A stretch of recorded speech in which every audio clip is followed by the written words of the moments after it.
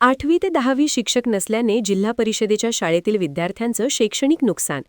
पालकांमध्ये तीव्र संतापाची लाट, पालक आंदोलनाच्या पावित्र्यात. बुलढाणा जिल्ह्याच्या जळगाव जामोद तालुक्यातील आसलगावमध्ये असलेल्या जिल्हा परिषदेच्या शाळेत शिकवण्यासाठी शिक्षकच नसल्याने विद्यार्थ्यांचे मोठे शैक्षणिक नुकसान होत आहे. पीएम श्री योजनेअंतर्गत आसलगावमध्ये जिल्हा परिषदेची सुसज्ज अशी शाळा निर्माण करण्यात आली आहे.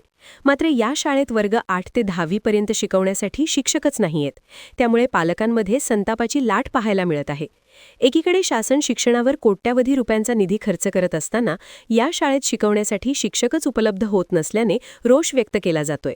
तर शिक्षक उपलब्ध व्हावेत यासाठी गावातील पालक आता आंदोलनाच्या पावित्र्यात आहेत. टेक्स्टबुकमध्ये पेज नंबर 60 वर प्रॅक्टिस सेट 29 दिलेला आहे.